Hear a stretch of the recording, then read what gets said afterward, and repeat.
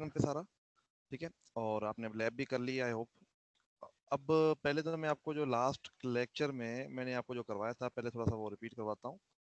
उसके बाद हम कुछ आगे चीज़ें पढ़ेंगे। ये मैंने लेक्चर और ये पूरा डिटेल से जो है ना मैंने अपलोड कर दिया हुआ है। आई होप कि आप लोगों को मिल गया होगा। मैंने अब साइट पे भी अपलोड कर दिया है, ठीक है, वेबसाइट पे भी अपलोड कर दिया है।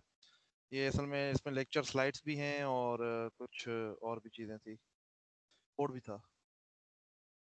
ये रहा, ये है कोड प्लस में एक्स्ट्रा बोनस टास्क। डिटेल भी गिवन है आपको बोनस टास्क की कि आपने बोनस टास्क क्या करना है। बड़ा ही ज़बरदस्त टास्क है, इसको करें कंप्लीट, ठीक है।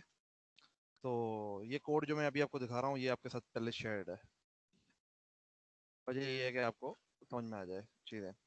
अच्छा जी, था क्या सीन? सीन ये था कि हमारे पास एक क्लास थी। हमने करना ये था कि हमने एक क्विज कंपटीशन हो रहा था, एक कंपटीशन हो रहा था जिसमें 3 किस्म के कंपटीशन हो रहे थे। एक क्विज कंपटीशन था, एक डिज़ाइन कंपटीशन था और हमारे पास एक स्पीड कंपटीशन था, स्पीड प्रोग्रामिंग कंपटीशन था।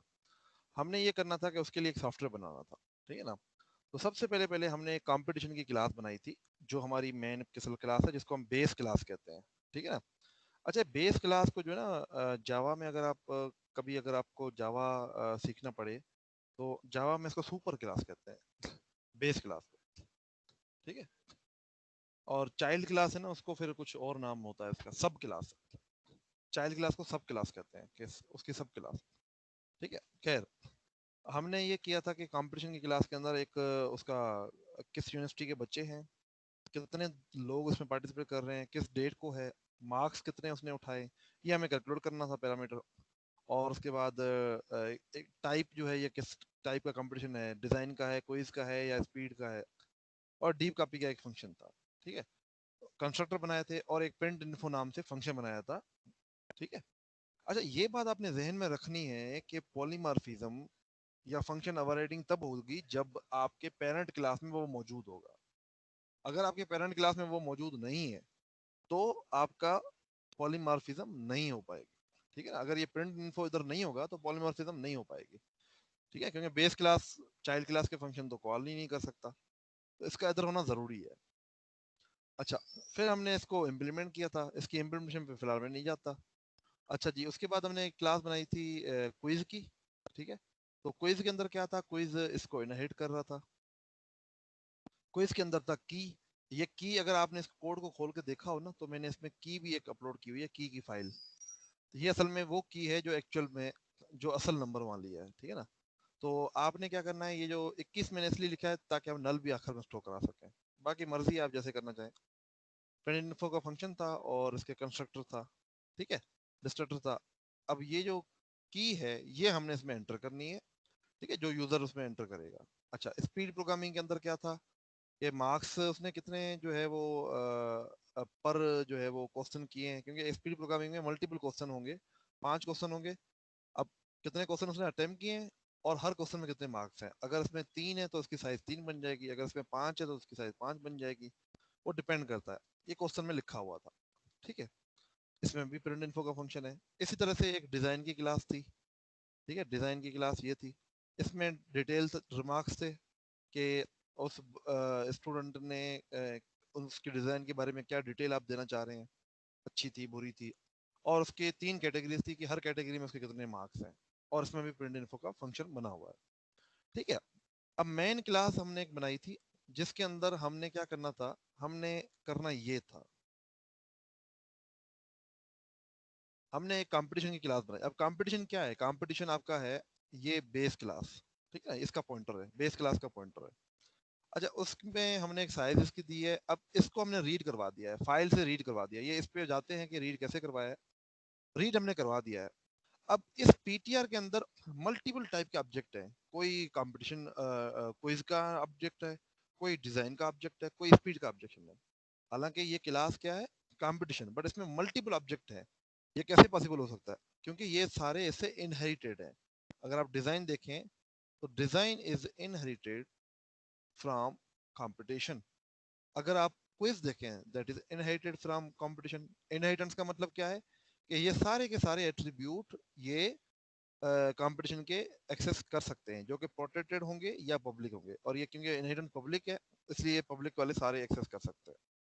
प्रोटेक्टेड और अपने पब्लिक वाले सारे एक्सेस कर सकते हैं। अच्छा जी, उसके बाद क्या है, हमने प्रिंट इन्फो चलाया। जब हमने प्रिंट इन्फो चलाया तो कभी इसमें कौन सा ऑब्जेक्ट था, कभी इसमें कौन सा ऑब्जेक्ट था। अब ये जो बात बता रहा हूँ कि कभी कौन सा था कभी कौन सा था, ये क्या मैं कह रहा हूँ, ये असल में मैं ये कहना चाह रहा हूँ। अगर इस फाइल को हम देखें तो इस फाइल में डिफरेंट टाइप के ऑब्जेक्ट थे। ये क्विज टाइप का ऑब्जेक्ट है, ये है आपका स्पीड प्रोग्रामिंग क्विज कंपटीशन का, ये है डिजाइन कंपटीशन का।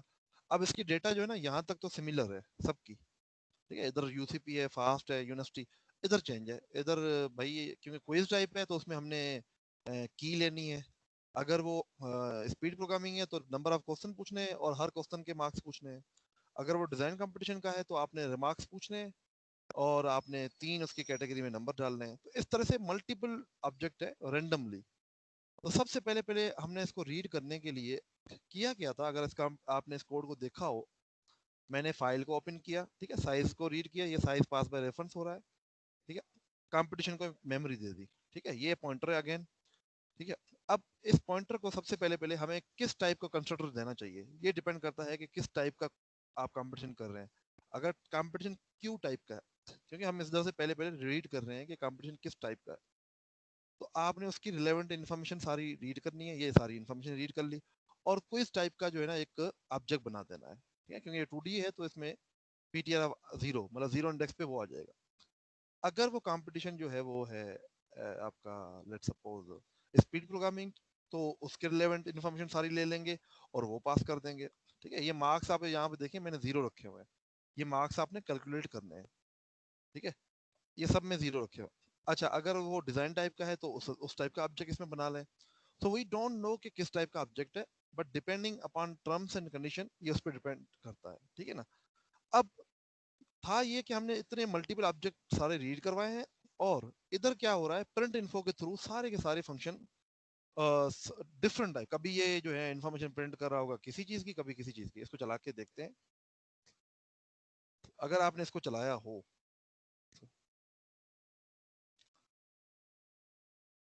तो ये आपको एक आउटपुट देगा। अब फायदा ये है कि इतना सिंपल हो गया है कोड, इतना सिंपल हो गया है। आज मैं ना आपको ऊप के कुछ इथिक्स भी बताऊंगा। अच्छा जी, अब यहाँ पे देखें, सबसे पहले पहले इसने पढ़ा यूनिवर्सिटी नेम, डेट, पार्टिसिपेंट कितने थे, ये हर जगह सेम ही है, ठीक है ना। मार्क्स इसके कितने हैं, 0 हैं फिलहाल, सबके 0 मार्क्स सेट हुए हुए। अच्छा, अब इसके टाइप क्या है, कोई क्यू टाइप का है और इसकी की इसमें एंटर हुई हुई है। अब इसमें की नहीं है इसमें, क्योंकि ये जो है वो स्पीड प्रोग्रामिंग है, तो इसमें टोटल इसने क्वेश्चन किए हैं 2, तो 2 क्वेश्चन में इसके मार्क्स ये है। अब ये जो है इसके, ये क्योंकि डिजाइन टाइप की है, तो डिजाइन के लिए जो है वो टाइप जी होता है, और उसके रिमार्क्स हैं डिटेल नीड इम्प्रूवमेंट। डिटेल्स क्या है इसकी, तो ये इम्प्रूवमेंट चाहिए इसको। और उसके 3 कैटेगरी में जो है ना नंबर ये वाले हैं, ठीक है। और इसी तरह से ये सारे जो ये 14 एंट्रीज हुई हुई हैं, ये सारी की सारी एंट्रीज रीड कर रहा है। अगर मैं आपसे फायदा पूछूं कि यार अब पॉलीमॉर्फिज्म का फायदा क्या हुआ, फायदा ये हुआ कि आपने एक ही पॉइंटर बना दिया है। जैसे आप लोग जो स्टूडेंट के नाम है, मैं आपको कहूँ कि आपने स्टूडेंट के नाम सेव करने हैं, तो आप कहेंगे सर आप एक काम करें, कैरेक्टर पॉइंटर बना दें और 2D अरे बना लें। मैं आपसे अगर पूछूं कि 2D अरे क्यों बनाऊं, मैं 10 अलग अलग 1D अरे क्यों नहीं बनाता, आप कहेंगे सर उसको हैंडल करना बहुत मुश्किल हो जाएगा, 10 नाम याद रखने पड़ेंगे। अगर मैं कहता हूँ 100 वेरिएबल, 100 मार्क्स, 100 स्टूडेंट्स के मार्क्स एंटर करने हैं, तो वो आप 100 अलग अलग वेरिएबल में नहीं करोगे, आप एक अरे बनाओगे। अब बजाय इसके कि जितने ऑब्जेक्ट हैं आप उतने जो है ना वो ऑब्जेक्ट बनाएं, तो उससे अच्छा है कि आप एक ही क्लास का पॉइंटर बनाएं और बाकी उसी के थ्रू जो है ना वो एक्सेस करें, ठीक है। ये पॉइंटर बनाया, आप रेफरेंस भी बना सकते हैं। मतलब मैं अगर रेफरेंस बनाऊं, अगर मैं इसको रेफरेंस बना दूं और इसमें असाइन कर दूं is equal to new let's suppose quiz, then it is also no okay, ये भी ओके है। इसमें कोई जो है ना वो इसमें इशू नहीं होगा। पहले अच्छा सॉरी, इसको पहले जो है ना वो पॉइंटर असाइन करना पड़ेगा। एक मिनट,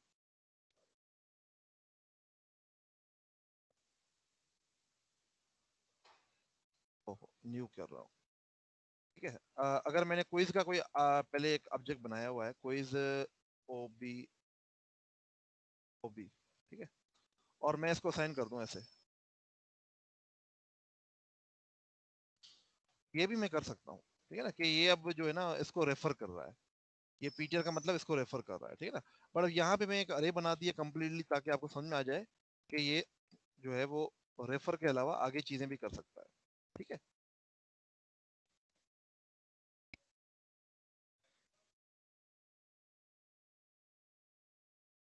तो फायदा क्या हुआ कि यार लिखा इधर पॉइंटर है, बट ये प्रिंट इन्फो कभी क्विज का कॉल हो रहा है, कभी डिजाइन वाला कॉल हो रहा है, कभी कंपटीशन वाला कॉल हो रहा है, डिपेंडिंग कि किस टाइप का ऑब्जेक्ट इस लोकेशन में पड़ा हुआ है।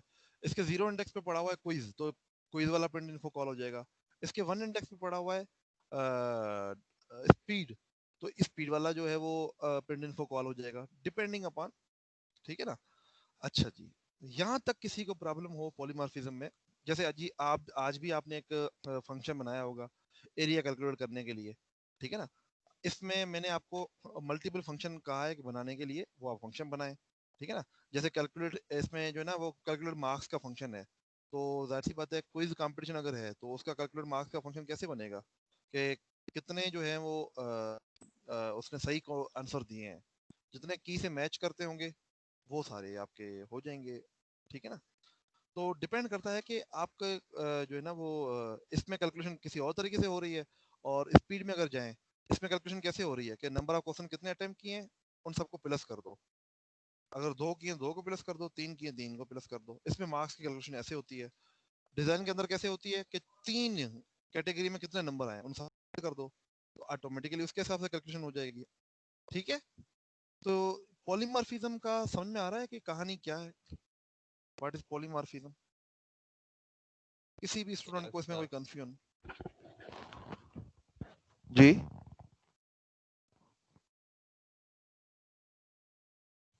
नो, अच्छा यार, ये मैंने अपलोड कर दिया हुआ है। अब आप लोगों को मैं फिर से एक दफा रिपीट कर देता हूँ, जो ये टास्क फ्राइडे तक शायद डेडलाइन है इसकी, इसमें लिखी हुई है जो भी डेडलाइन, जो भी ये कंप्लीट करके सबमिट कराएगा मैं उसको 4 से 5% उसको नंबर एक्स्ट्रा दूंगा, वो किसी भी में भी दे सकता हूँ उसको, ठीक है। तो इसको करें कंप्लीट, ठीक है।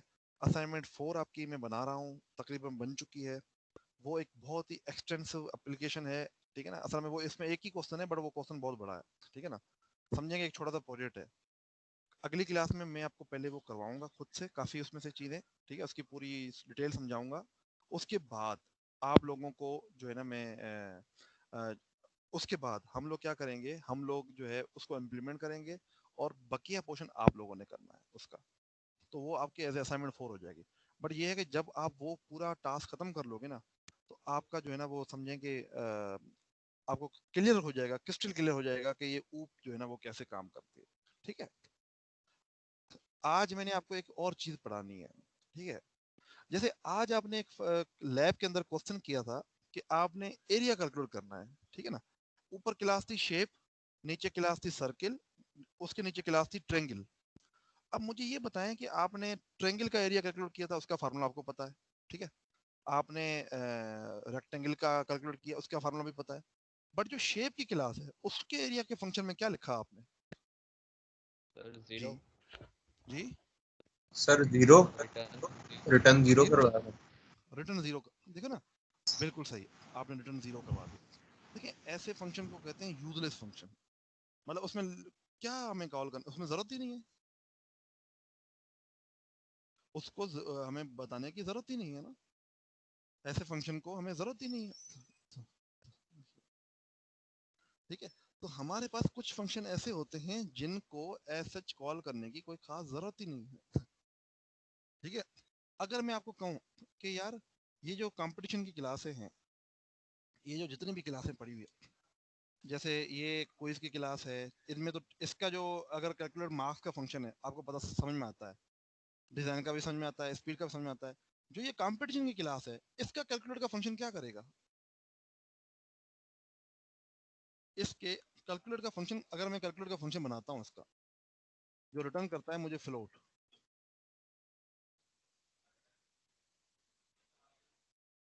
कैलकुलेट मार्क्स, यार ये तो कुछ भी नहीं करेगा ये तो कुछ भी नहीं करेगा। तो ऐसे फंक्शन को हम क्या करते हैं, ठीक है, वर्चुअल तो बनाते हैं, बट ऐसे फंक्शन को हम बनाते हैं प्योर वर्चुअल।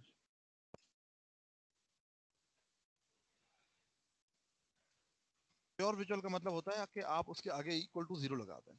अब क्या मतलब, देखें, अगर देखा जाए तो शेप की क्लास आपने जो इस्तेमाल की थी उसका क्या फायदा है? उसका कभी ऑब्जेक्ट बनाओगे आप? नहीं। क्या आप कंपटीशन का कभी ऑब्जेक्ट बनाओगे? ये जो कंपटीशन क्लास है, क्या कभी इसका ऑब्जेक्ट बनाओगे? इसकी जरूरत क्या है? कोई भी जरूरत नहीं है भाई, ये तो कभी नहीं बनेगी। कोई इस कंपटीशन का क्लास बन सकती है। इस कंपटीशन क्लास का फायदा क्या है? कोई बता सकता है? फिर फायदा क्या है अगर हम इसका ऑब्जेक्ट बनाना नहीं चाहते? फिर फायदा क्या है इसका? एक ऑब्जेक्ट से दूसरा ऑब्जेक्ट कॉल करना होता है ना। जी, इस ऑब्जेक्ट से दूसरा ऑब्जेक्ट कॉल करना होता है सर।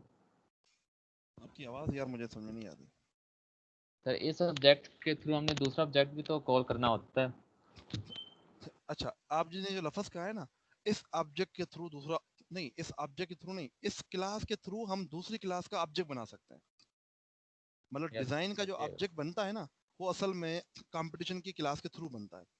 देखें, अब आपके पास ऐसी क्लासेस जिसका कोई फायदा नहीं है बनाने का, जैसे शेप की क्लास है, उस क्लास, ये सिर्फ आपकी हेल्पिंग क्लासेस हैं, मतलब आपको हेल्प करती हैं।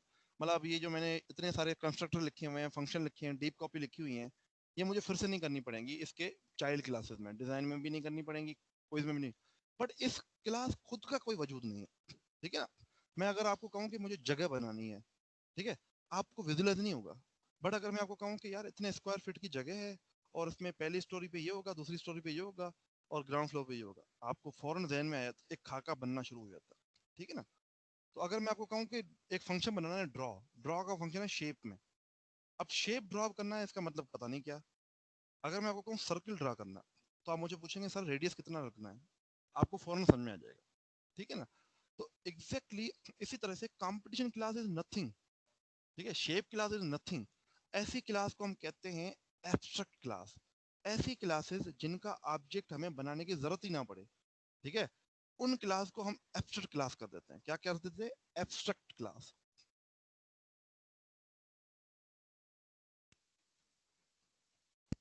What is abstract class? Abstract class are those classes जिनका ऑब्जेक्ट हम नहीं बना सकते, और हम बनाना भी चाहते नहीं है, और वैसे उसका बनना भी नहीं चाहिए, ठीक है? तो पहली बात तो आपको समझ में आई कि एब्स्ट्रैक्ट क्लास किसको कहते हैं? ऐसी क्लास जिसका ऑब्जेक्ट हमें बनाने की जरूरत ही ना पड़े, ठीक है, उन क्लासेस को हम कर देते हैं एब्स्ट्रैक्ट, ठीक है? अब हम कभी भी उन क्लासेस को जो है वो उनका ऑब्जेक्ट नहीं बना सकते। अब कंपटीशन की क्लास है, आपको पता है इसकी जो है ना हमें कभी जरूरत नहीं पड़ेगी। हाँ, इसको यूज करना है हमने डिजाइन के अंदर, बट इसका खुद का मेन के अंदर ऑब्जेक्ट नहीं बनेगा। ये पॉइंटर बन रहा है, ऑब्जेक्ट नहीं बनेगा, ठीक है ना? तो इस क्लास को एब्स्ट्रैक्ट कैसे किया जाता है? वो किया जाता है प्योर वर्चुअल फंक्शन के थ्रू। इसको कहते हैं pure virtual function. Pure virtual function वाली क्या बोला है? प्योर फंक्शन, फंक्शन का मतलब होता है ऐसा फंक्शन जिसको हम इम्प्लीमेंट ना करें, ठीक है, इसको हमने बना दिया है प्योर वर्चुअल। अब इस फंक्शन को हम इधर इम्प्लीमेंट नहीं करेंगे। कॉल मार्क्स, कैलकुलेट मार्क्स का क्या मतलब है? कैलकुलेट मतलब है कि भाई कैलकुलेट करनी है, जाहिर सी बात है इस क्लास के मार्क्स को कैलकुलेट नहीं करने ना, इसको हम बना देते हैं प्योर वर्चुअल, ठीक है? अब प्योर वर्चुअल बनाने से क्या हो जाएगी, ये क्लास पूरी की पूरी एब्स्ट्रैक्ट बन जाएगी। अब आप यहाँ पे इसको डिफाइन नहीं करेंगे, अगर आप डिफाइन करते भी हैं ना तो भी कोई फर्क नहीं पड़ेगा। अगर फर्ज करें इस कॉल मार्क्स को आपने डिफाइन कर भी दिया है ना, तो भी ये आपने बना दिया प्योर वर्चुअल। मतलब इस क्लास का ऑब्जेक्ट अगर आप बनाओगे ना, फर्ज करें,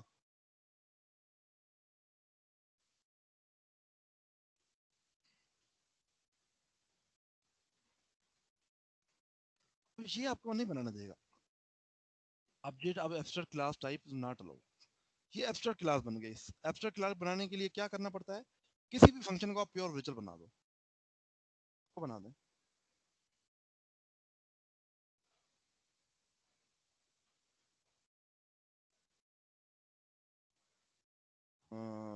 समीकरण,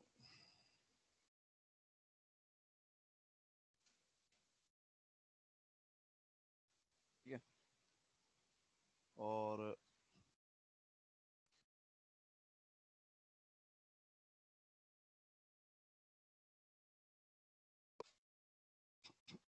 ठीक है, अब ये प्योर वर्चुअल फंक्शन बन गया आपका। अब क्योंकि ये प्योर वर्चुअल फंक्शन है तो जाहिर सी बात है ये आपको इम्प्लीमेंट करने नहीं देगा, ठीक है। तो प्योर वर्चुअल फंक्शन कौन से होते हैं? जिनको हम डिफाइन नहीं करते। अगर आप डिफाइन कर भी लेते हैं, वैसे इसको डिफाइन नहीं करना चाहिए। प्रिंट इन्फो को हमें क्योंकि ज़रूरत है, तो इस फंक्शन को हम प्योर वर्चुअल नहीं बनाएंगे। हम प्योर वर्चुअल सिर्फ उन फंक्शंस को बनाएंगे जिनकी हमें एज सच नीड नहीं है, जिनको हमें सिर्फ इसलिए इस्तेमाल करना है क्योंकि हमें पॉलीमॉर्फिज्म इंप्लीमेंट करनी है।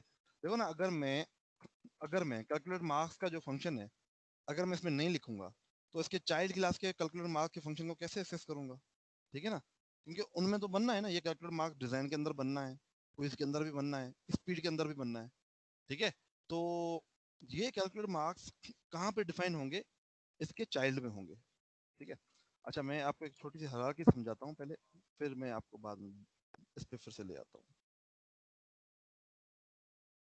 तो एब्स्ट्रैक्ट क्लास का मतलब क्या हुआ? एब्स्ट्रैक्ट क्लास का मतलब हुआ ऐसी क्लासेस जिनके ऑब्जेक्ट नहीं बनते। और ऐसी क्लासें कैसे बनाई जाती हैं? प्योर वर्चुअल फंक्शन के थ्रू। और प्योर वर्चुअल फंक्शन का काम क्या है कि उस क्लास को एब्स्ट्रैक्ट बना देता है, ठीक है। अच्छा, अगर फर्ज करो डिजाइन की क्लास है ना, इसके अंदर हम आके इसको डिफाइन करते होते हैं। अब डिजाइन के अंदर आके हम क्या करेंगे? कैलकुलेट फंक्शन को है ना, हमें डिफाइन करना पड़ेगा।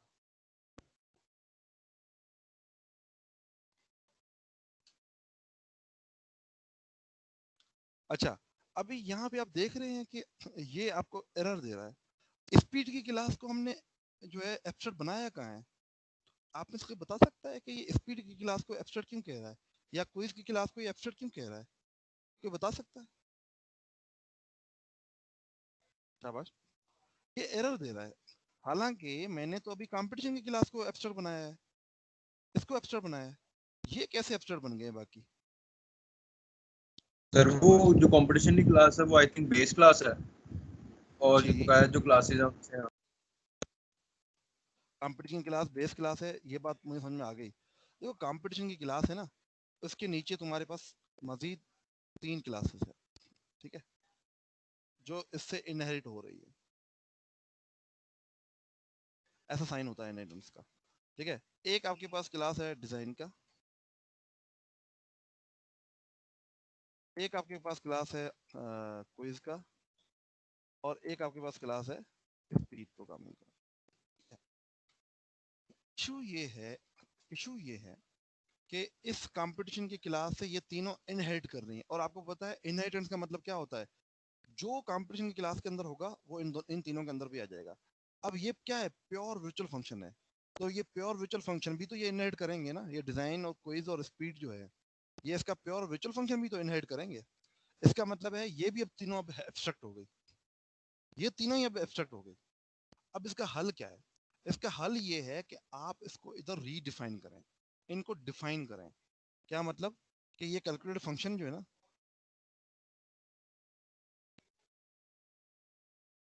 डिजाइन के अंदर जाएं, तो लिखें और इसको फिर से डिफाइन करें इधर।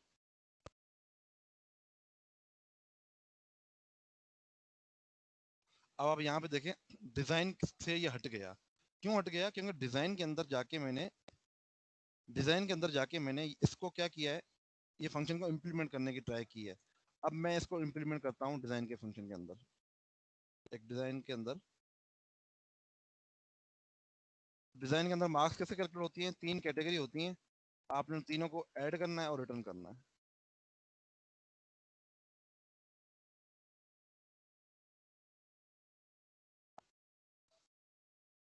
ये कॉपी पेस्ट कर लेते हैं। एक आपका सम का जो है float, sum is equal to 0, इन सबको करो सम,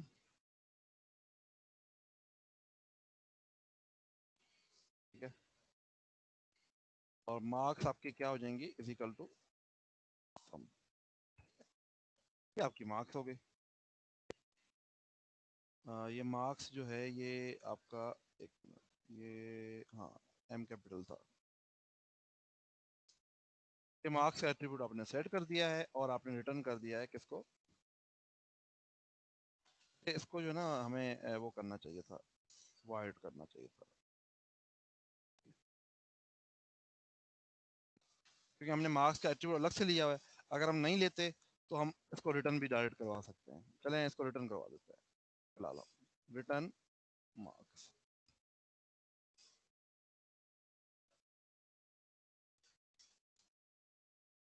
ठीक है, हम मार्क्स को रिटर्न कर देते हैं। ठीक है, अच्छा एक तो चीज यहाँ पे हमें समझ में आ गई कि अच्छा हम इसको इम्प्लीमेंट, तो अब इसके जो चाइल्ड, अब इस कंपटीशन क्लास के साथ साथ क्विज क्लास है और स्पीड क्लास है, इसको भी इस फंक्शन को इम्प्लीमेंट करना पड़ेगा। क्यों इम्प्लीमेंट करना पड़ेगा? कि भाई अगर तुम इम्प्लीमेंट नहीं करोगे तो तुम भी एब्स्ट्रैक्ट बन जाओगे। बट डिजाइन की क्लास एब्स्ट्रैक्ट नहीं है। क्यों? क्योंकि इसने एक प्योर विजुअल फंक्शन को इम्प्लीमेंट कर दिया है। तो आपके पास अब फायदा क्या हुआ? फायदा ये हुआ कि आपको अब एक क्लास बनाई आपने, जैसे शेप की क्लास है, आपने शेप की क्लास बनाई, उसमें एक ड्रॉ का फंक्शन है, आप उसके अंदर वो सारे फंक्शन लिखते हैं जो आपको चाहिए। चाइल्ड क्लास में आप उसको इम्प्लीमेंट करें, क्योंकि कंपटीशन क्लास के अंदर इस कैलकुलेट फंक्शन में लिखें क्या हम? भाई मार्क्स कैसे लिखें? हमें तो पता ही नहीं है कैसे कैलकुलेट करते हैं। तो बजाय इसमें आप जीरो रिटर्न करें, आप कुछ भी रिटर्न ना करें। ठीक है, आप इस फंक्शन को कर दें प्योर विजुअल।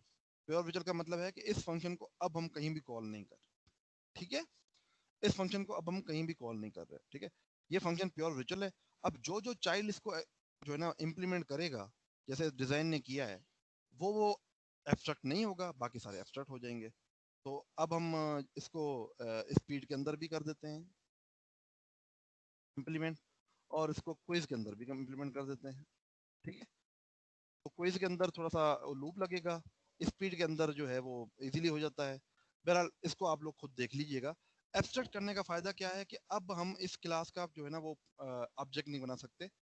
तो आप लोग जब भी पॉलीमॉर्फिज्म यूज करते हो ना, तो वहां पे जो बेस क्लास होती है ना वो एब्स्ट्रैक्ट होती है। एब्स्ट्रैक्ट क्यों होती है? आप समझ लें कि वो बेस क्लास का मतलब होता है प्रोटोटाइप बनाना। ठीक है, बाकी इम्प्लीमेंटेशन सारी की सारी जो है ना चाइल्ड क्लासेस के अंदर होती है। ठीक है ना, फिर हम बनाते क्यों हैं बेस क्लास? बनाते इसलिए हैं ताकि हम उसको पॉलीमॉर्फिज्म के थ्रू यूज कर सकें। अगर एक एम्प्लॉय की क्लास है, ठीक है, उसके अगर कैलकुलेट उसके ऐसे काफी सारे एट्रीब्यूट्स और फंक्शन होंगे जो टीचर के अंदर भी होंगे, जो एक स्टाफ के अंदर भी होंगे, जो प्रोडक्टर के अंदर भी होंगे। बट उनके अंदर कुछ कैलकुलेशन चेंज भी हो सकती हैं। जैसे मिसाल के तौर पे उनकी छुट्टियां चेंज हो सकती हैं, उनकी सैलरी कैलकुलेशन किसी और तरीके से हो सकती है, टैक्स जो उन पे अलग से पड़ सकता है। ठीक है, तो बजाय इसके कि उन तीनों के अलग अलग ऑब्जेक्ट बनाए, हम बनाएंगे एम्प्लॉय के ऑब्जेक्ट, और एम्प्लॉय के ऑब्जेक्ट को असाइन डिफरेंट पॉइंटर कॉल करेंगे एम्प्लॉय का, और उसको डिफरेंट डिफरेंट ऑब्जेक्ट असाइन करेंगे जैसे हमने इधर असाइन किए हैं। ठीक है, तो एब्स्ट्रैक्ट क्लास का मतलब ये होता है। ठीक है, जैसे अभी आज की जो लैब थी ना आपकी, ठीक है, उसमें आपको क्या करना चाहिए था? अच्छा अभी देखें अगर तो इसमें एरर खत्म हो गया, क्योंकि मैंने उनमें इम्प्लीमेंट कर दिया है, इधर लिख दिया है। बेशक इधर पूरा इसको डिफाइन नहीं किया, बट इधर लिखने का मतलब है कि मैंने इसको इम्प्लीमेंट करूंगा।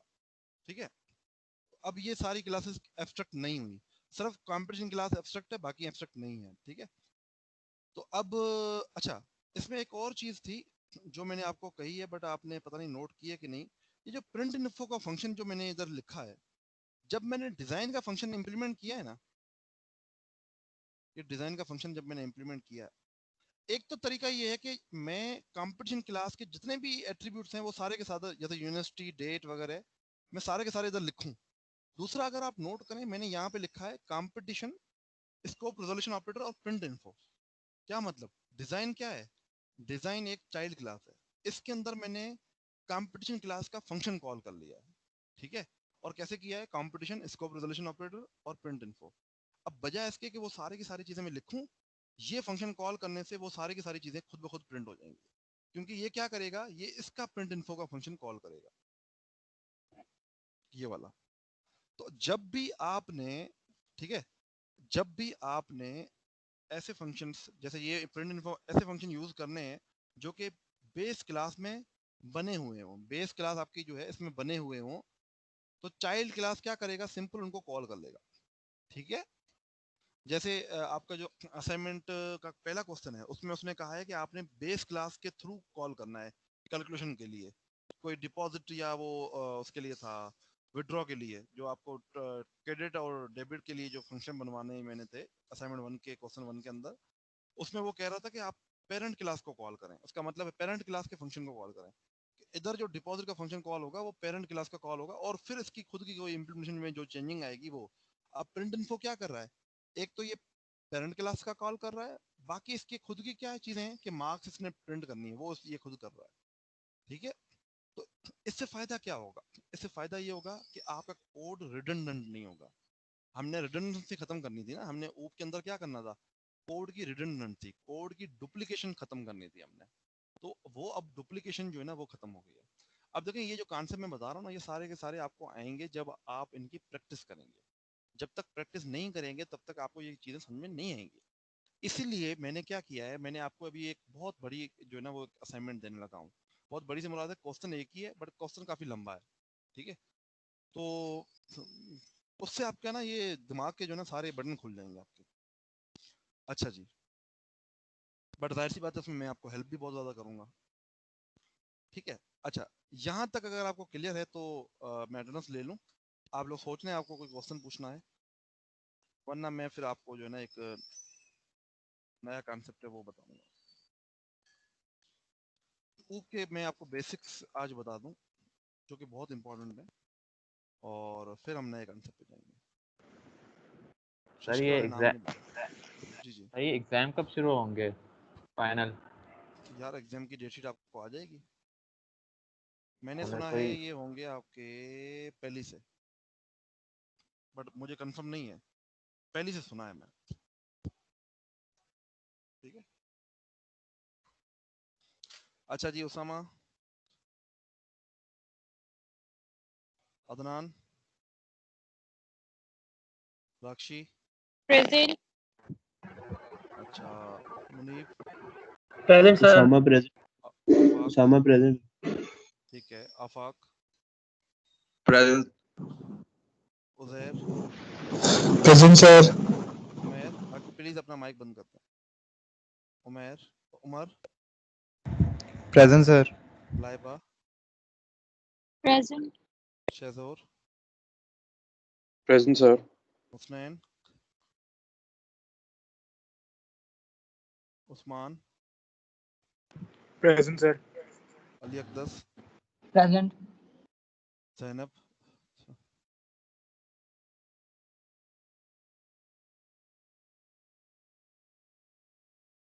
Misha, Huzaifa, present sir. Wasif, Waqas, Ammar, present sir. Sharjeel, Tahir, Mohammad Usman, Shabi, present. Ans Rizvi, Hafiz तुरब,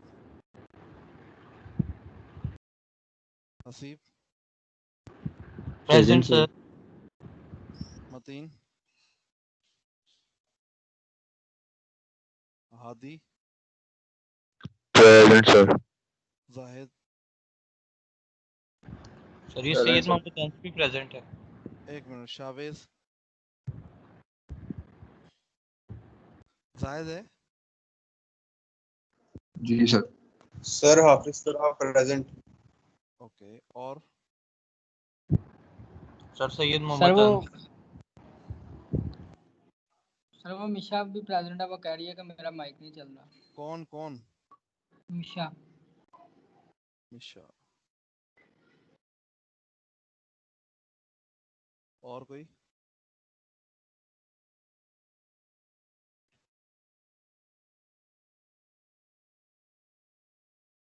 चलें जी।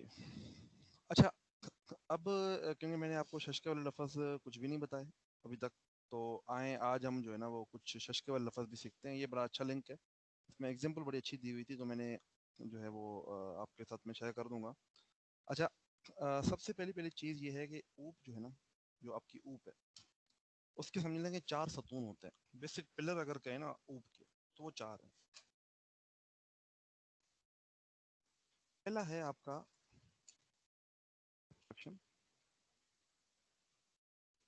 encapsulation,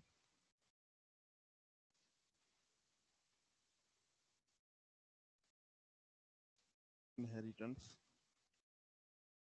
and polymorphism.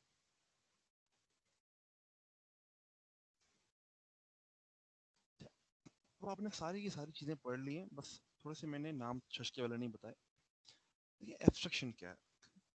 एब्स्ट्रक्शन का मतलब है कि भाई मैं आपको पहले दिन बता रहा था कि जितना हमें किसी चीज से गर्ज है ना उतना ही समझे। मैंने आपको बताया था कि हमने स्कूल मैनेजमेंट सिस्टम बनाना है, तो अब बैठ के हम एक स्कूल मैनेजमेंट सिस्टम के अंदर कुर्सियां देख रहे हो, हम देख रहे हो पंखे नहीं, भाई जो हमारे उससे रिलेवेंट है सिर्फ वो चीजें उठाओ। गाड़ी अगर आप में किसी ने मिसाल दी हुई है कॉफी मशीन की, जैसे कॉफी मशीन आप कॉफी वो क्या करती है, कॉफी बना के देती है, आप बटन दबाते हो वो कॉफी मिल जाती है। क्या ये इतना सिंपल होता है? नहीं, अंदर इसके बहुत ज़्यादा वो चीज़ें होती हैं, वो मिक्स हो रही होती हैं चीज़ें, फिर वो गर्म हो रही होती हैं, ये काफ़ी सारी प्रोसेस है। बट हमारे लिए क्या सूटेबल है? हमारे लिए सूटेबल है कि हमें एक बटन दिया जाए। इस तरह से मैंने आपको गाड़ी का मिसाल दिया था कि गाड़ी का जो हैंडल होता है या गाड़ी का जो आपका जो होता है ये गियर बॉक्स होता है, अब बजाय इसके कि आपको बैठ के मैं दिखाऊं कि देखें जी इंजन को जो ना ऐसे करके फिर ऐसे करो तो फिर इसमें कंबशन होती है, ये हमें क्या पता भाई। हमें तो सिर्फ ये पता है कि गाड़ी के अंदर चाबी घुमाओ तो चल जाती है, स्पीड लगाओ तो स्पीड आती है, गियर लगाओ तो गियर निकलते हैं, खत्म हो गई बात। वही डोंट नो। मोबाइल एप्लीकेशन है आपकी, मोबाइल एप्लीकेशन का भी सेम सिस्टम ऐसे है। आप कोई बटन चलाते हैं, मोबाइल एप्लीकेशन बटन दबाते हैं, आपको नहीं पता कि उस बटन के पीछे कितना हैवी कोड लिखा होता है, बट वी डोंट नो और we don't want to know. Abstraction का मतलब है कि आप एक चीज को बिल्कुल एब्स्ट्रैक्ट लेवल पे देख रहे हैं, उसमें से जो सिर्फ आपके काम की चीजें हैं ना आप सिर्फ वो दिखाएं, ठीक है, दैट इज कॉल्ड एब्स्ट्रक्शन। अब इंफॉर्मेशन एक टर्मिनोलॉजी यूज होती है इंफॉर्मेशन हाइडिंग। इंफॉर्मेशन हाइडिंग है ना का मतलब है कि आप इंफॉर्मेशन को हाइड कर दें। उसके दो पहलू हैं, एक है एब्स्ट्रक्शन और एक है इनकैप्सुलाइजेशन, ठीक है ना। इंफॉर्मेशन हाइडिंग का मतलब है इंफॉर्मेशन को हाइड करें, दूसरा है इनकैप्सुलाइजेशन। अब कहते हैं इनकैप्सुलाइजेशन का मतलब क्या है, इसका सर जो आवाज एग्जांपल कम उसने आ रही है आपकी। हेलो आवाज सही है? Yes hello. सर। जी सर। अच्छा, इसने जो इसकी मिसाल दी है वो बहुत ही अच्छी मिसाल दी है इनकैप्सुलाइजेशन का। इनकैप्सुलाइजेशन का मतलब है कि आप किसी भी ऑब्जेक्ट की डिटेल उसके अंदर रखें। पहले मैंने सिनारियो की बात की थी, अब मैं सिनारियो की बात नहीं कर रहा, अब मैं कह रहा हूँ कि एक ऑब्जेक्ट है उसकी डिटेल आप उसके अंदर रखें। क्या मतलब, एक मिसाल देता हूँ मैं आपको। जैसे अभी हमने पब्लिक प्राइवेट यूज किया था, याद है ना आपको? तो हम एक स्ट्रिंग की क्लास बनाते हैं, तो स्ट्रिंग के जितने भी एट्रीब्यूट हैं वो सारे हम प्राइवेट करते हैं। हम यूजर को क्या देते हैं? सिर्फ फंक्शन देते हैं, ठीक है, और वो उन फंक्शन को यूज करता है।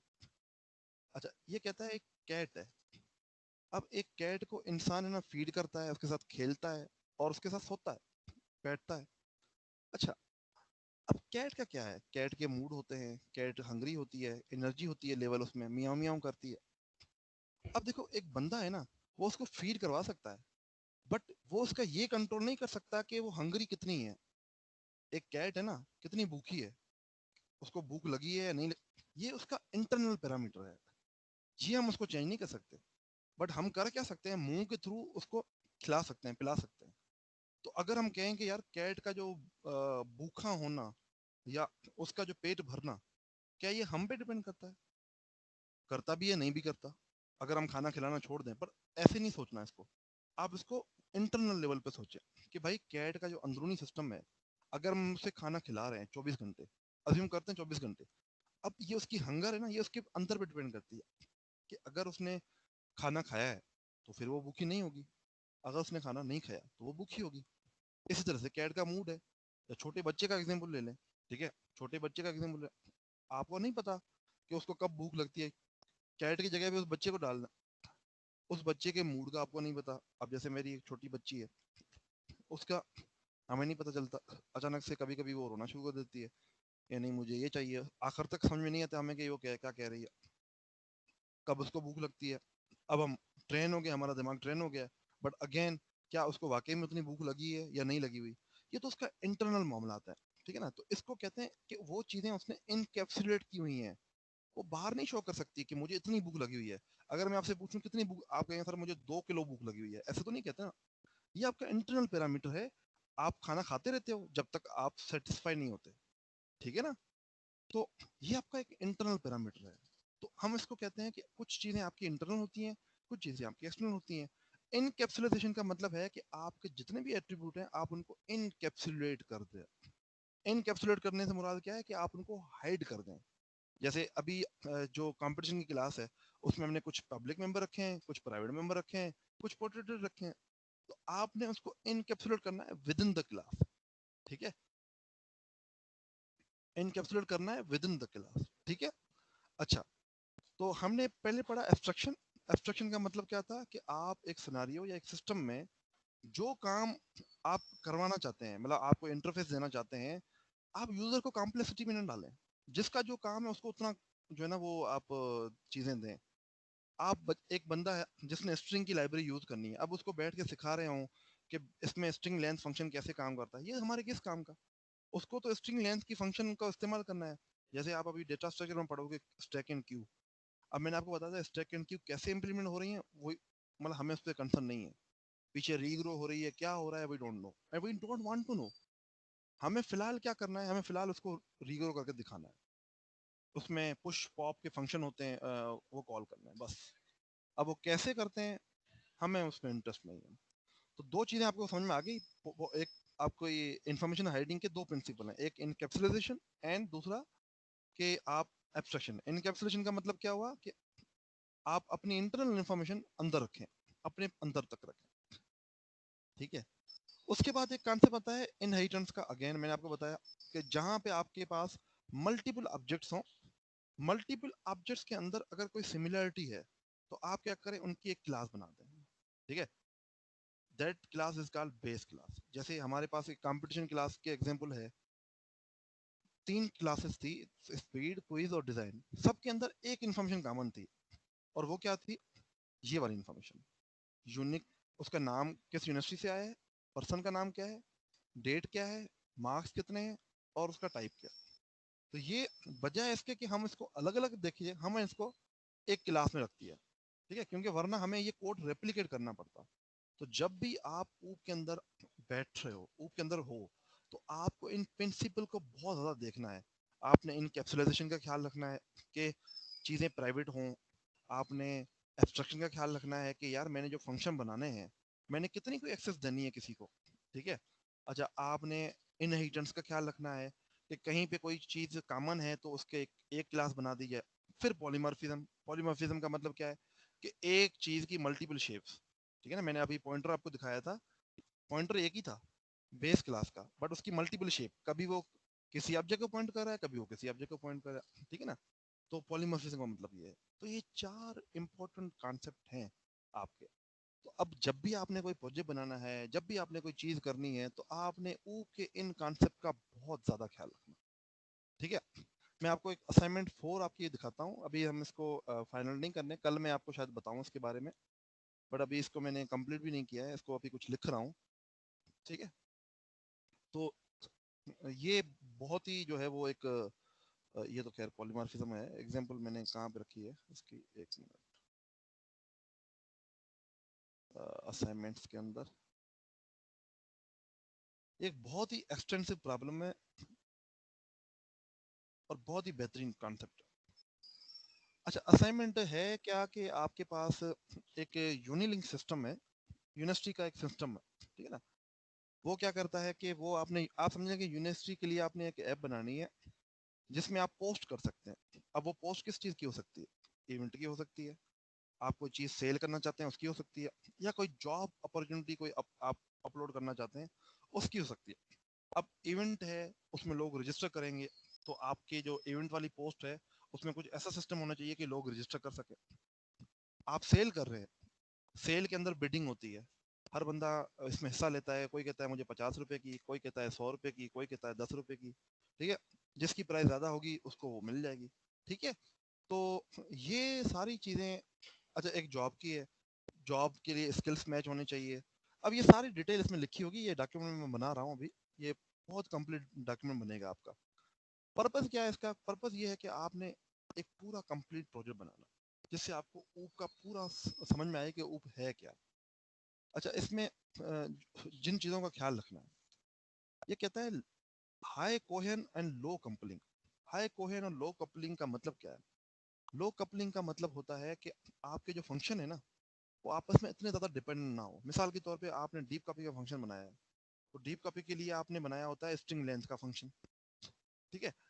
तो अगर आपके फंक्शंस कुछ ऐसे हैं जो कि बहुत ज़्यादा आपस में इंटरलिंक हैं, जैसे ये डीप कॉपी फंक्शन किस पे डिपेंड करता है? स्ट्रिंग लेंथ पे। तो ये एक हद तक होना चाहिए।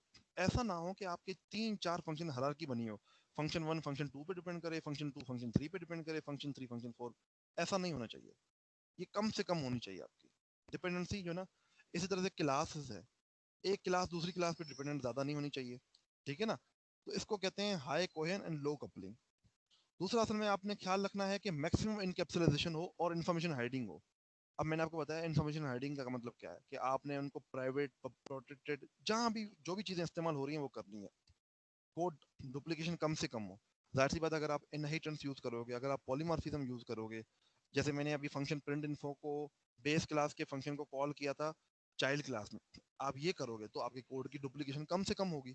अब जाहिर सी बात है, प्रिंट इन्फो का फंक्शन मैंने ये अगर पेरेंट क्लास के अंदर लिखा हुआ है और ये सी आउट फिर से मैं अगर डिजाइन की क्लास के अंदर कर रहा हूँ तो मैं बेवकूफ़ हूँ। बजाय इसके कि ये करूँ, मैं इस फंक्शन को कॉल कर लूँ, ठीक है।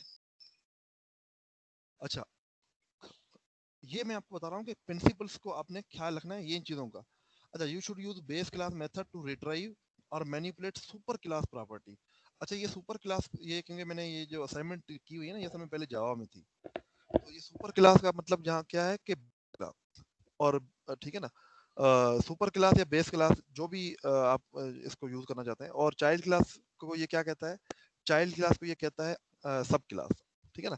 तो कहता है कि जब भी आपने कोई चीज करनी है तो आप, अगर तो वो पेरेंट क्लास में बना हुआ है पहले इसको कॉल करें, अगर ये प्रिंट इन्फो का फंक्शन पहले बना हुआ है तो पहले उसको कॉल करें, ठीक है। और फिर इसके अंदर जो मैनिपुलेशन करनी है करें। ये फंक्शन ओवरराइड हो रहा है, बट आपने इसके अंदर अगर तो बेस क्लास की चीजें देखनी है ना, तो उसके बेस क्लास के थ्रू ही देखें। आप इससे खुद को फिर से डिफाइन ना करें, क्योंकि कोड डुप्लीकेशन होगी। अच्छा, दूसरा कह रहा है you should take advantage of polymorphism wherever necessary. कहता है जहां भी पॉलीमॉर्फिज्म हो सकती है वहां पे करें इस्तेमाल। You should comment the important section of the, आप उसमें से जो भी इंपॉर्टेंट चीजें हैं जो कि आपको लगता है कि बहुत ही क्रूशियल हैं उसको कमेंट करें। अब उसमें एक मिसाल दी हुई है कि आपने डिफरेंट टाइप की जॉब पोस्टिंग करनी है, तो किस तरह से पोस्टिंग करनी है। उसमें आईडी होती है, जॉब की टाइटल होता है, डिस्क्रिप्शन होती है, स्टेटस होता है कि वो अभी तक वो जो है वो अगर कोई जॉब आपने रखी हुई है, कोई इवेंट रखा हुआ है, वो अभी तक ओपन है या क्लोज हो गया। तो इसकी एक पूरी डिटेल है, ये डॉक्यूमेंट मैं आपके साथ शेयर करूंगा। आप लोगों का काम है कि इस डॉक्यूमेंट को थारोली पढ़ें, ठीक है। ये डॉक्यूमेंट पढ़ के आप लोगों ने इसकी यूएमएल डायग्राम बनानी है, ठीक है। और ये यूएमएल डायग्राम बना के आप लोगों ने थर्सडे तक, जो थर्सडे आ रहा है ना, तब तक सबमिट करानी है मुझे, ठीक है ना। ये मैं कोशिश करूंगा कि आज शाम तक अपलोड कर दूं, ठीक है। तो आप लोग इसकी यूएमएल बनाएं, पहले इसको पढ़ें। मैं चाहता हूँ आप इसको पढ़ें। जब आप इसको पढ़ के यूएमएल डायग्राम बनाएंगे ना, तो थर्सडे के दिन हम इसको फिर से डिस्कस करेंगे, ठीक है, कि इसमें आपने क्या यूएमएल बनाई और मैंने क्या किया है, ठीक है। तो ये जो यूएमएल बनाओगे उसकी उसको हम क्लास पार्टिसिपेंट 6 या 7 जो भी बनती है उसमें वो कर देंगे, ठीक है। बट ये डॉक्यूमेंट आपने पढ़ना है थारोली। बहुत अच्छा डॉक्यूमेंट लिखा हुआ है, बहुत मेहनत की हुई है इसमें यार। तो प्लीज, और ये आप मेरी पुरानी वेबसाइट पे देखें, ये आपको नहीं मिलेगा, ये मैंने आपके लिए स्पेशल बनाया हुआ। तो प्लीज इसको जो है वो बहुत मेहनत से मैंने बनाया है, तो आपसे भी मैं एक्सपेक्ट करता हूँ कि आप इसमें बहुत मेहनत करेंगे और बहुत ही जो है ना वो मेहनत के बाद आप इसको अच्छी तरीके से समझेंगे। जो जो चीज़ें आपको समझ में नहीं आएंगी, जब मैं आपको हाईलाइट करके बताऊंगा तो आपको क्लियर हो जाएगा, क्रिस्टल क्लियर हो जाएगा, ठीक है। शायद मैं इसमें से सवाल भी पूछूं और उन सवालों के बेस पे मैं आपकी क्विज भी रख दूं, शायद आपकी क्विज हो जाए उसके बेस पे, तो वी डोंट नो, ठीक है। इस हफ्ते आपकी क्विज तो एक्सपेक्टेड है, अब आपकी 2 क्विज और रह गई हैं, तो शायद मैं ये कर दूं। अच्छा, जिन लोगों की क्विज लास्ट क्लास में रह गई थी ड्यू टू नमाज या कोई भी प्रॉब्लम है, क्योंकि नमाज का मसला था इसमें कुछ लोगों को, तो अब मैंने ये किया है कि जो अगली क्विज आपकी हो रही है ना, जो इस वीक में क्विज होगी, तो उसमें मैं जो भी नंबर आपके आएंगे वो मैं दोनों में रेप्लिकेट कर दूँ, ठीक है। तो आपने मतलब डबल तैयारी करनी है। अब जो आपके नंबर उस क्विज में आएंगे मैं उसी में कर दूंगा आपके, ठीक है। Excuse me sir. जी जी। सर फ्राइडे को प्लीज क्विज ना रखिएगा। बेटा फ्राइडे को मैं नहीं कह रहा ना, मैंने तो आपको लास्ट टाइम भी कह दिया है कि मैं फ्राइडे को क्विज नहीं रखूंगा, थर्सडे को क्विज होगी आपकी, ठीक है। अच्छा अच्छा, ये जो थर्सडे वाली क्लास है ना, ये बहुत ज़्यादा इंपॉर्टेंट होगी कल वाली भी, क्योंकि कल जो है मैं ज़्यादा चीज़ें पढ़ाऊंगा, उसके बेस पे ही ये असाइनमेंट सॉल्व होगी। तो प्लीज़ इस वीक कोई क्लास मिस ना करें, क्योंकि आप लोगों को जो चीज़ समझ में ना आए मुझसे फ़ौरन पूछें, वीडियो से फ़ायदा नहीं होता। अच्छा, थर्सडे को हम इस पे पहले एक्सटेंसिव डिस्कशन करेंगे और फिर इसको इम्प्लीमेंट करेंगे, तो थर्सडे और फ्राइडे हमारा इसमें चला जाएगा सारा, ठीक है। तो ये असाइनमेंट 4 बहुत ज़्यादा अच्छी है। अगर आप लोग इस असाइनमेंट को अच्छा कर लेते हैं तो शायद मैं आप लोगों के जो ग्रेड्स हैं उन पे नज़रसानी करूं, कि अगर किसी की असाइनमेंट कंप्लीटेड है और उसी तरह से कंप्लीटेड है जिस तरह से मैंने कही है, और उसका बी ग्रेड बन रहा है, तो शायद मैं उसको ए ग्रेड दे दूं, ठीक है। तो ये असाइनमेंट मेरे दिल के बहुत करीब है और मैं चाहता हूं कि आप लोग इसको बहुत अच्छे तरीके से करें, क्योंकि यही डिफाइन करती है कि आपको समझ में आई है कि नहीं आई, ठीक है ना। मैंने आपको बताया था कि OLX टाइप की हम असाइनमेंट बनाएंगे, ये OLX टाइप की चीज़ें हैं, ठीक है। तो इसको डॉक्यूमेंट में शेयर कर दूंगा इंशाल्लाह आज, तो वो पढ़ लीजिएगा। और आपको जो मैंने बोनस टास्क दिया हुआ है वो तो आपको पहले से दिया हुआ है। इस असाइनमेंट की डेडलाइन शायद मैं मंडे तक रखूं, क्योंकि हमें फिर ट्यूसडे को चेक भी करनी पड़ेगी और वेडनेसडे तक इसके नंबर भी अपलोड करने पड़ेंगे, क्योंकि फिर आपके एग्जाम शुरू हो जाएंगे, तो उससे पहले पहले हमें करना होगा। अब हमारे पास 1.5 हफ्ता है सारा कुछ करने के लिए, ठीक है। चलें, ओके जी। तो यहाँ तक किसी को कोई क्यूरी हो, कोई प्रॉब्लम हो तो मुझसे पूछ ले, वरना फिर मैं आगाज करता हूँ आगे वाले काम का। कोई जनरल डिस्कशन करनी है उसमें, ये जो कॉन्सेप्ट आज पढ़ाए हैं उसमें कोई मसला हो। सर क्लियर है। सारे क्लियर है, हर बच्चे को क्लियर हो गया है कि पॉलीमॉर्फिज्म क्या होती है और एब्स्ट्रक्शन क्या होती है और इनकैप्सुलेशन क्या होती है। जीतते हो यार फिर तो, ओके। अच्छा जी, आप लोगों को अब जो मैंने टॉपिक पढ़ाना है वो तकरीबन हमारा लास्ट टॉपिक ही है, ठीक है। हम फिर शायद टेम्पलेट का क्वेश्चन करें, डिपेंड करता है कि उस्मान साहब ने भी क्या करवाया, तो हम उनसे पूछ के देखेंगे कि उन्होंने कहाँ तक ख़त्म करवाया है, तो फिर हम भी उतने तक ही ख़त्म कराएंगे। पर मोर एंड लेस आपका ये आखिरी टॉपिक ही है, ठीक है। तो ये टॉपिक है कि अभी तक हमने जो पढ़ा है उसमें ये था कि आप पहले हमने ऑब्जेक्ट्स को पढ़ा, कंस्ट्रक्टर डिस्ट्रक्टर पढ़े। अच्छा सॉरी, एक इम्पॉर्टेंट कॉन्सेप्ट मैं भूल गया, सॉरी सॉरी सॉरी सॉरी। अच्छा, एक मैं आपको कॉन्सेप्ट थोड़ा सा बता देता हूँ, फिर हम आगे चलते हैं। वो कॉन्सेप्ट अभी स्टार्ट नहीं करता, फिलहाल मैं न्यू फ्रेंड फंक्शन ही जी जी बताया। जी बेटा बताएं। फ्रेंड फंक्शन सर, फ्रेंड जी friend function sir, friend function. हाँ हाँ, तो आपने नहीं बताया। पेरेंट फंक्शन को क्या हुआ है? तो आपने नहीं बताया सर, समझाया आपने, टॉपिक नहीं बताया। यार मुझे आपकी आवाज़ समझ में नहीं आ रही है, कोई बता सकता है कि भाई क्या कहना चाह रहे हैं?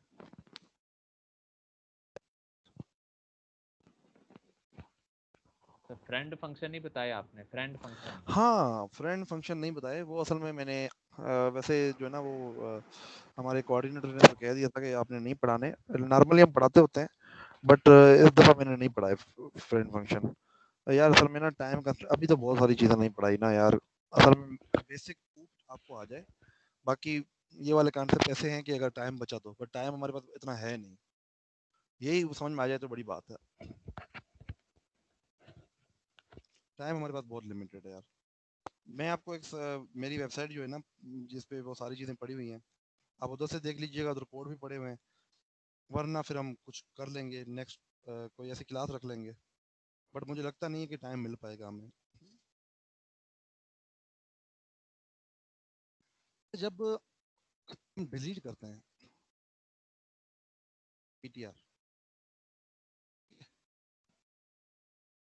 एक काम करता हूँ, इधर है ना, मैं एक हायरार्की बना देता हूँ ताकि आपको ये, मैं फिलहाल रीड का फंक्शन खत्म करता हूँ उधर।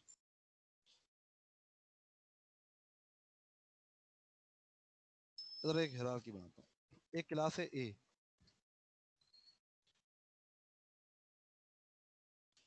ठीक है, और उसका नाम है इंट ए, ठीक है, और इधर कंस्ट्रक्टर एक कॉल हो रहा है,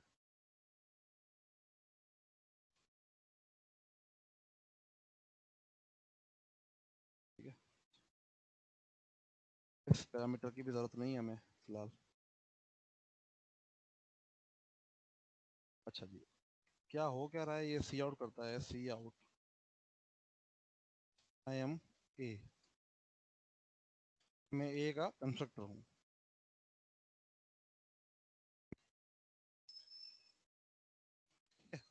और इसका डिस्ट्रक्टर बनाते हैं एक।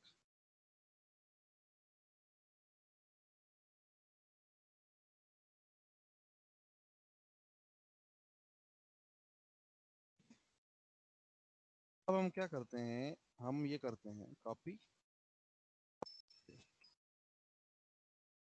बी जो है ना इनहेरिट हुआ है ए से, ठीक है।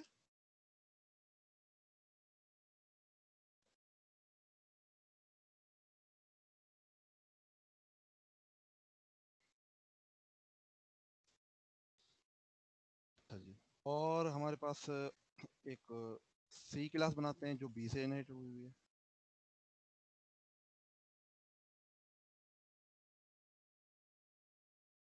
ठीक है।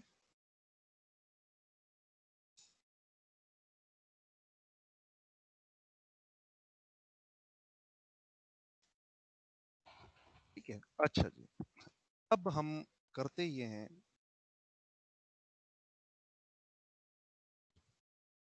कि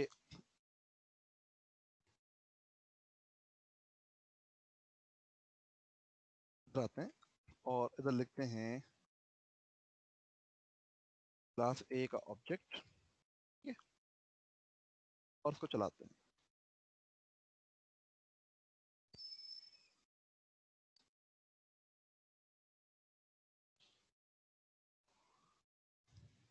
तो उसमें क्या होगा, पहले ए का कंस्ट्रक्टर कॉल होगा और फिर उसका डिस्ट्रक्टर कॉल होगा। इसे क्या मौत पड़ी हुई है,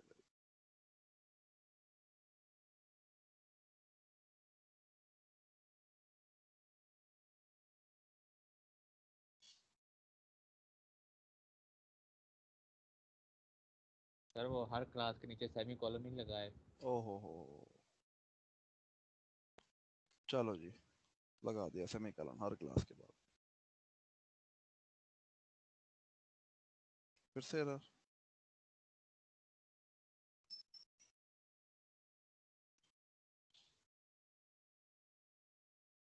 अच्छा जी भाई, मार्क्स वाली क्लास को, इसी मसले को हल करने के लिए तो मैंने ये इंक्लूड नहीं किया था, खत्म करो उसको। फिलहाल हम उससे रफड़े में नहीं पड़ते।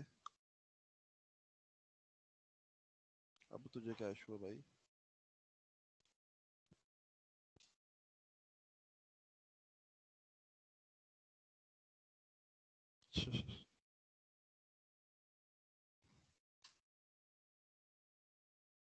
इससे लातअलीकी का मैंने इजहार कर दिया है, फिर भी ये, चलो देख ही लेते हैं क्या issue. Unresolved extension quiz call, quiz के अंदर या इस फंक्शन को ही खत्म कर देते हैं, और स्पीड के अंदर भी इस फंक्शन को, ठीक हो गया। चलें जी, अब चलाते हैं।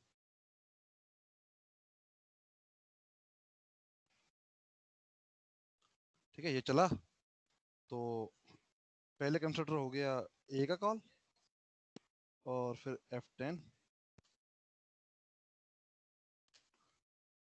अब इसका डिस्ट्रक्टर चल गया। ये तो सबको समझ में आ गया होगा कि ए क्लास को कॉल करेंगे तो जाहिर सी बात है इसका कंस्ट्रक्टर डिस्ट्रक्टर चलेगा। ठीक है, यहाँ तक क्लियर है? जी। अच्छा, अब मैं बी क्लास के लिए करता हूँ यही काम, क्या होगा शाबाश? सर ए बी और फिर बी ए। हाँ, सबसे पहले किसका कंस्ट्रक्टर कॉल होगा? पेरेंट क्लास का। पहले ए का कॉल होगा, फिर बी का कॉल होगा।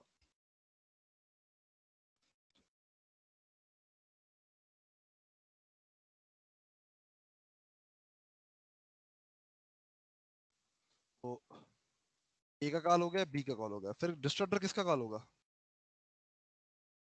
बी का। पहले बी का और फिर एक। ए का। ठीक है, पहले बी का डिस्ट्रक्टर कॉल हुआ और फिर ए का डिस्ट्रक्टर कॉल हुआ। ये भी ठीक है, ये भी समझ में आ गया। ठीक है, यहाँ तक तो आपको क्लियर हो गया होगा। इसमें वैसे मैं कोई नई बात नहीं बता रहा, ये आपको मैं पहले बता चुका हूँ। ठीक है, नई बात क्या है वो बताता हूँ अभी। सी,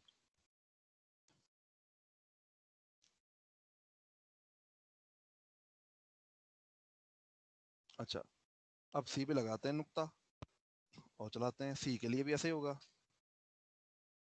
कि सी के लिए पहले ए का कंस्ट्रक्टर, फिर बी का, फिर सी का। और डिस्ट्रक्टर का भी क्या होगा कि पहले सी का डिस्ट्रक्टर, फिर बी का, फिर ए का। यहाँ तक तो क्लियर है, आपको सबको क्लियर होगा आई होप। ठीक है, अच्छा, अब यहाँ पे शुगल देखते हैं। एक हम क्या करते हैं, ए का एक पॉइंटर बनाते हैं इज इक्वल टू पीटीआर और उसको मेमोरी देते हैं सी की। ठीक है, तो एसोलन क्या होना चाहिए सबसे पहले चलें जी।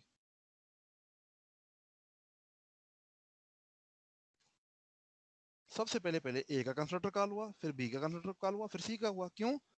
क्योंकि मैंने पॉइंटर बेशक किसी का भी रखा हो, मेमोरी मैंने किसकी दी हुई है? सी की। तो इसका मतलब है पहले सी का जो है वो पहले सी जो है वो हायरार्की में सबसे नीचे होगा। सी बेस क्लास है, उसकी चाइल्ड उसकी जो पेरेंट क्लास है वो बी है, बी की ए है। ठीक है, तो ये तो हायरार्की समझ में आ गई। ठीक है ना, हम ऐसे लिखेंगे या इधर सी लिखेंगे, बात एक ही है। अब डिस्ट्रक्टर में इसके थोड़ा सा देखिएगा क्या होता है। एक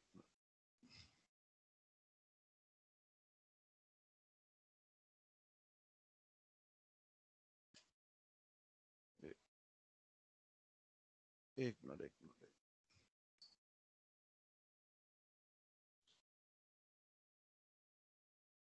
सॉरी, इसका डिस्ट्रक्टर कॉल ही नहीं होगा। ये हमने डिलीट नहीं किया ना, डिलीट करेंगे तो कॉल होगा। Delete PTR. जब भी आप डायनामिक मेमोरी बनाते हो तो आपको डिलीट खुद से करनी पड़ती है। सॉरी, भूल गया मैं। इसको स्टॉप करते हैं और इसको चलाते हैं।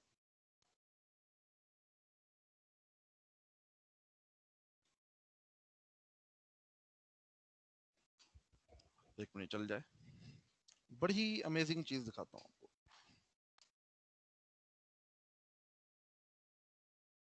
इन मसलों की वजह से मैं हमारे कभी भी कोड सही नहीं आते। अच्छा, ये कंस्ट्रक्टर कॉलिंग ठीक हो रही है? ठीक है, सही है।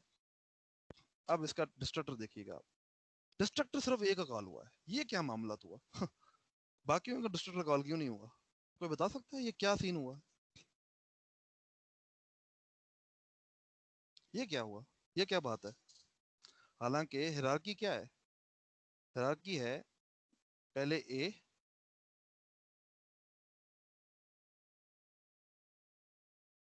ए के नीचे आता है बी और बी के नीचे आता है सी।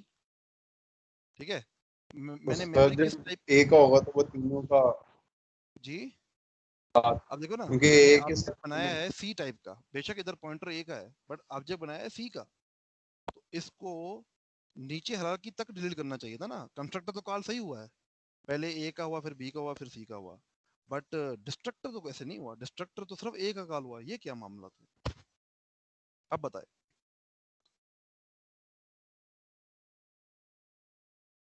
जी, सर अगर पहले सी का होता तो ए और बी का रह जाता, तो उसने ए का ही जो बेस क्लास का पहले कर दिया ताकि वो क्या कहते हैं, जो हमारी जो चाइल्ड क्लास है वो साथ ही हो जाए उसके। देखें, इसका रीजन वही है जो आपने वर्चुअल कीवर्ड के लिए पढ़ा है। देखो, मैंने आपको बताया था कि जो पेरेंट क्लास है ना, जब उसका पॉइंटर बनाते हैं, होता ये है कि पीछे असल में ना इसके एक वर्चुअल टेबल बनता है। ठीक है, वर्चुअल जब आप लगाते हो ना कीवर्ड, तो उसके पीछे एक बनता है। दो चीजें हैं, अब पता नहीं मैंने आपको ये पढ़ाया है नहीं पढ़ाया। एक होती है स्टैटिक बाइंडिंग, एक होती है डायनेमिक बाइंडिंग। स्टैटिक बाइंडिंग का मतलब क्या होता है? देखिए, हमारे पास ये क्विज कंपटीशन की क्लास थी ना, इसमें प्रिंट का फंक्शन है, इधर भी है, इधर भी है, इधर भी है, चारों में है।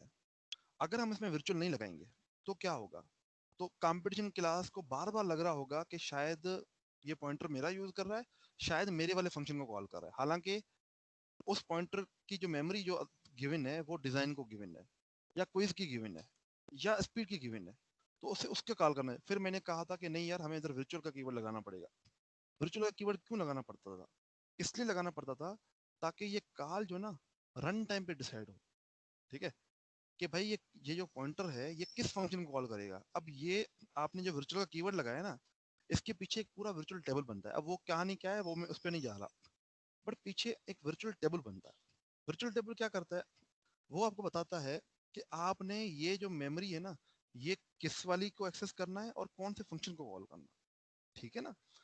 तो दो चीजें होती हैं, एक होती है स्टैटिक बाइंडिंग, एक होती है लेट बाइंडिंग, ठीक है ना। स्टैटिक बाइंडिंग का मतलब क्या है कि पहले से डिफाइन हो कि कौन किसके फंक्शन को कॉल करेगा, ठीक है ना।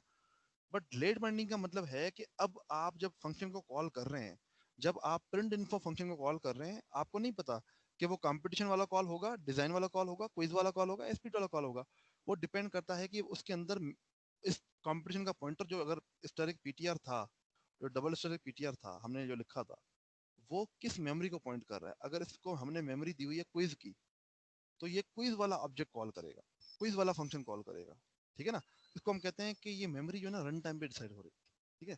इसको हम कहते हैं लेट बाइंड होना, कि ये पॉइंटर जो है ना, इसका इसके साथ लिंक है ना, लेट में हमने डिसाइड किया है, रन टाइम में डिसाइड किया, ठीक है ना। बट अगर ये पॉइंटर में वर्चुअल कीवर्ड ना लिखे हम, तो क्या होगा, तो कोई भी लेट बाइंडिंग नहीं है, तो ये हमेशा कंपटीशन क्लास का ही फंक्शन कॉल करेगा, जो कि गलत है, ठीक है। इसी तरह से यहाँ पे ए बी सी की हायरार्की है। अब जब भी पॉइंटर हम कॉल कर रहे हैं, पॉइंटर ए है, अगेन ए को अपने नीचे कुछ भी दिखने में नहीं आ रहा, उसको लग रहा है कि शायद मैं ही मेरा ही ऑब्जेक्ट बना है, मुझे डिलीट कर दो। हालांकि उसका ऑब्जेक्ट नहीं बना, ऑब्जेक्ट बना है सी का। सी को बनाने के लिए मुझे कॉल करना पड़ा है बी, और बी को बनाने के लिए मुझे कॉल करना पड़ा है ए, ठीक है, वो हायरार्की में। तो हमें यहाँ पे एक्सप्लिसिटली बताना पड़ेगा कि यार डिस्ट्रक्टर जो है ना, तुमने बाकी वाला भी कॉल करना है, तो हमें यहाँ पे वर्चुअल डिस्ट्रक्टर बनाना पड़ेगा। जैसे हमने वर्चुअल फंक्शन बनाए थे ना, इस के पीछे लगा दो वर्चुअल डिस्ट्रक्टर, ठीक है। अब ये क्या करेगा, अब आप देखिएगा क्या होता है। अब ये नीचे हायरार्की में देखेगा कि यार मेरे नीचे तो कोई पड़ी नहीं हुई, वर्चुअल का मतलब ये होता है, ठीक है ना।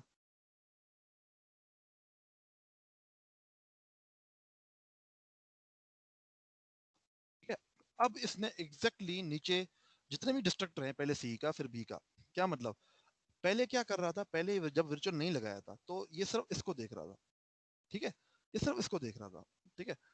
ये इसे लग रहा था कि मैं ही एक पॉइंटर हूँ। बट जब वर्चुअल का कीवर्ड लगाया है, तो मैंने आपको बताया पीछे वर्चुअल टेबल बनता है, और वो बाइंडिंग कौन सी होती है, लेट बाइंडिंग होती है।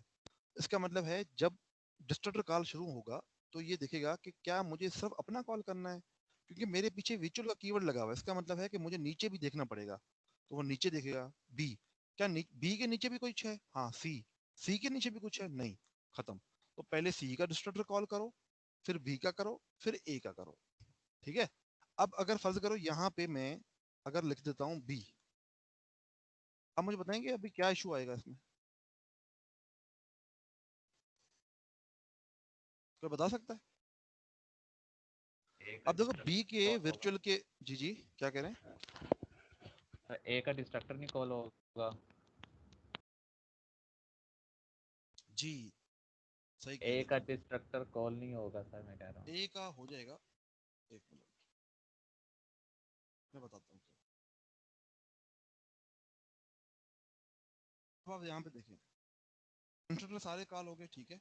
अब बी के आगे हमने वर्चुअल नहीं लगाया हुआ, इसका मतलब है बी जब खुद को डिलीट करेगा ना, वो सिर्फ खुद को डिलीट कर देगा, और खुद को डिलीट करने के लिए इसको ए को भी डिलीट करना होगा। बट नीचे जो हायरार्की सी है उसको वो देखेगा ही नहीं। अब देखिएगा क्या क्या कहना चाह रहा हूँ। अब देखें जो बी है, एक मिनट इसने कर दिया, ये ऐसे करना नहीं चाहिए था ऐसे यार।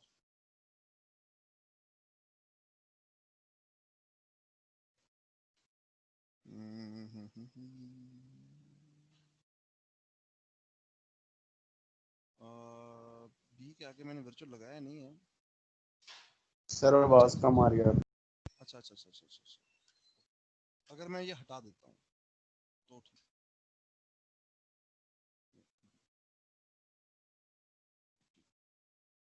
क्योंकि ए में सर में ना सिर्फ वर्चुअल मिल रहा था। अच्छा जी, ओहो ब्रेक हो गया।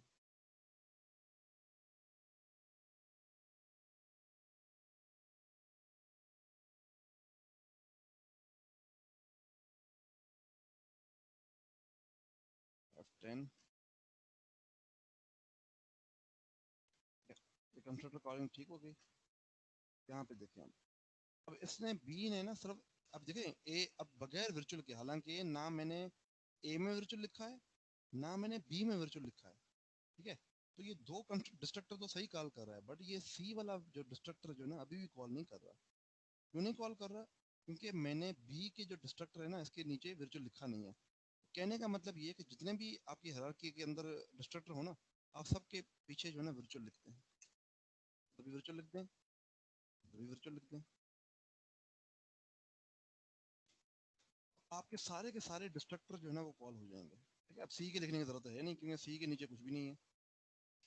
ठीक है, तो ये जो चीज़ है बहुत ही इंपॉर्टेंट है। ये जब भी आपने चलाना है कोड, उसमें इस चीज़ को ज़रूर ख्याल में जहन में रखना है। यार मेरे पास ये पॉलीमॉर्फिज्म यूज़ हो रही है, तो मुझे अभी देखें ना, अभी आपने पॉलीमॉर्फिज्म यूज़ की है, बट आपने ये डिस्ट्रक्टर वाला काम नहीं किया होगा। आपको उसमें करना चाहिए, ये डिस्ट्रक्टर इस्तेमाल करना चाहिए। ठीक है, तो अब जो भी आप आगे वाला काम करोगे, आज की लैब तो छोड़ें, अगली लैब होगी या आप जो भी काम करोगे उसमें ये डिस्ट्रक्टर का बड़ा ख्याल रखोगे।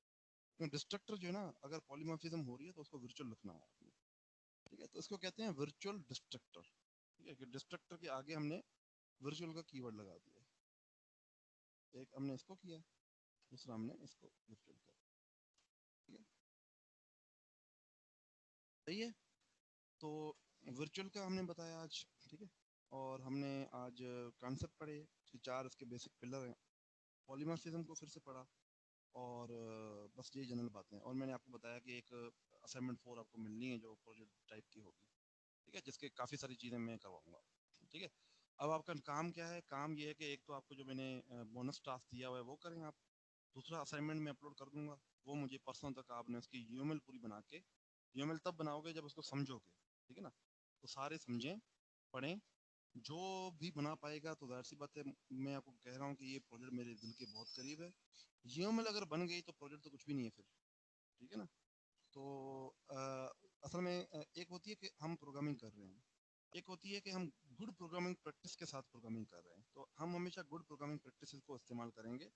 मैं आपको बताऊंगा कि और अच्छी गुड प्रोग्रामिंग प्रैक्टिस क्या होती हैं। ठीक है ना, अभी तो हम जो भी चीज़ें हैं वो मेन के अंदर कॉल कर रहे हैं ना, तो मेन के अंदर कॉल नहीं करते, उसके लिए एक अलग क्लास बनाते हैं जिसको हम कहते हैं डेमो क्लास। वो क्या कहानी है वो बाद में बताऊंगा आपको। ठीक है, तो अब मेरी सजेशन है कि आज के लेक्चर में मैंने काफ़ी सारी चीज़ें पढ़ाई हैं, इसको एक दफ़ा रिवाइज करें। ठीक है, एक वीडियो लेक्चर जो मैं अपलोड करूँगा उसको एक दफ़ा देख लें। सारे वीडियो लेक्चर मैंने अपलोड कर दिए हुए हैं टिल लास्ट लेक्चर, ये वाला भी इंशाल्लाह मैं अपलोड करूँ। कोई क्वेश्चन हो तो ज़रूर मुझसे पूछें, वरना मेरी तरफ से छुट्टी।